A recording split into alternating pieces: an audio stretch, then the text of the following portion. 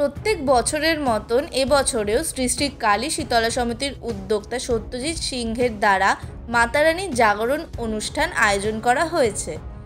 এই বছর 14তম বর্ষে পদার্পণ করল এই পুজো।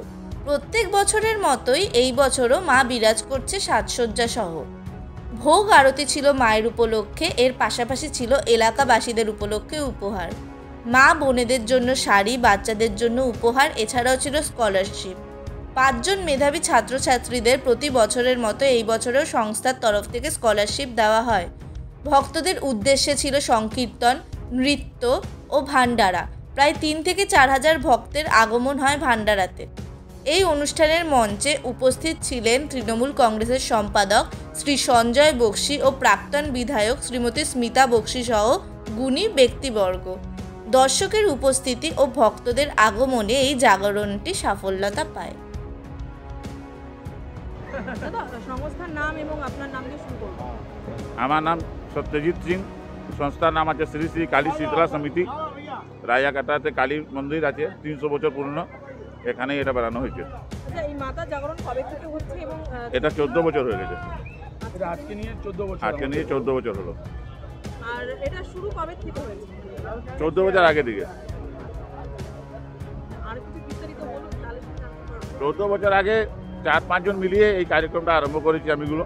তারপরে আস্তে আস্তে করে অনেক বন্ধু বান্ধব সব মিশিয়ে এই প্রোগ্রামটা করছে। আজকে মাতারানী দরবারে কারা কারা উপস্থিত হয়েছেন এবং কি কি রয়েছে? এখানে গরিব মানুষগুলোকে কাপড় দেওয়া যাবে, হুইল চেয়ার দেওয়া যাবে, যে হ্যান্ডিক্যাপ আছে। তারপরে গরিব বাচ্চাগুলোকে পড়াশোনার জন্য স্কুল ব্যাগ, বই, খাতা সব কিছু দেওয়া যাবে।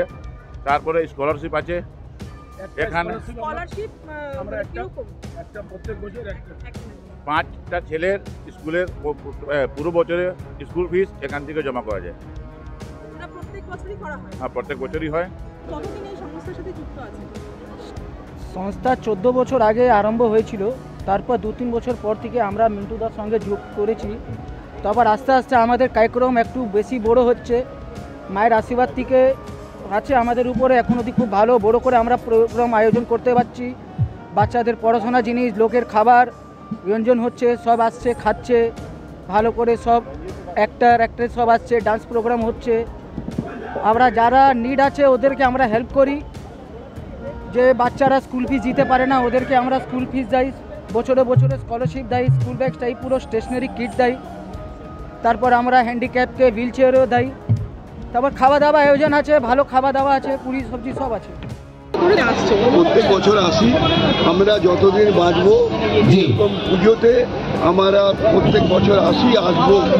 আর এই পুজো, এই অর্চনা, এই সিঙ্গার যারা এখানে আসে তারা উপলব্ধি করতে পারে এই বছরের এই পুজো আগামী বছর পর্যন্ত আমাদেরকে প্রেরণা দেবে, উৎসাহিত করবে, সামাজিক প্রতিষ্ঠিত হবার জন্য ব্যবস্থা করে দেবে এই মা কালী আর মা শীতলা।